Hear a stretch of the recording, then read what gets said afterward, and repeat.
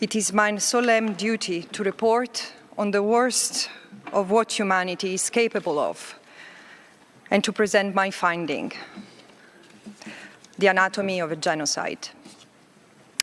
History teaches us that genocide is a process, not a single act. It starts with the dehumanization of a group as other and the denial of that group's humanity, and ends with the destruction of the group in whole or in part. The dehumanization of Palestinians as a group is the hallmark of their history of ethnic cleansing, dispossession, and apartheid. I find that there are reasonable grounds to believe that the threshold indicating the commission of the crime of genocide against Palestinians as a group in Gaza has been met. The genocide in Gaza is the most extreme stage of a long-standing settler colonial process of erasure of the native Palestinians. Denial of the reality and the continuation of Israel's impunity and exceptionalism is no longer viable, especially in light of yesterday's binding Security Council resolution. I implore member states to abide by their obligations, which start with imposing an arms embargo and sanctions on Israel, and so ensure that the future does not continue to repeat itself. By making repeated claims which have been systematically discredited that Hamas used hospitals as operation centers, Israel appears to be operating on the premise that if you tell a lie long enough, people will believe it. In this assault, the sixth and most egregious in 16 years, Israel has killed more than 30,000 Palestinians, including 13,000 children, more than the children killed in all conflicts worldwide in 4 previous years.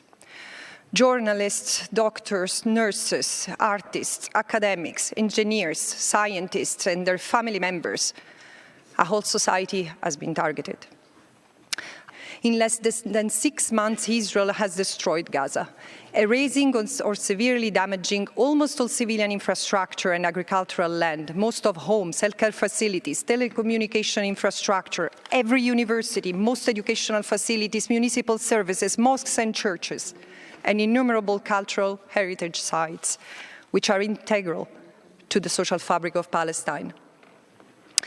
Israeli soldiers have published footage boasting about their killing of families, mothers, children, the bombing of homes, mosques, and schools. Self-incriminating videos show them sadistically mocking and humiliating their Palestinian victims, not only by violating their physical integrity and right to life, but also their dignity, their most intimate possessions and space that the soldiers have entered and looted, and by desecrating cemeteries and places of worship. Desperate people had to search through rubble with their bare hands. Many have been unable to bury and grieve loved ones. These acts of genocide have been motivated by vehement anti-Palestinian discourse, which characterizes the entire Palestinian people in Gaza as enemies to be eradicated or forcibly removed. One of my key findings is that Israel's executive and military leadership and soldiers have intentionally distorted rules of international humanitarian law, distinction, proportionality, and precaution in an attempt to legitimize genocidal violence against the Palestinian people.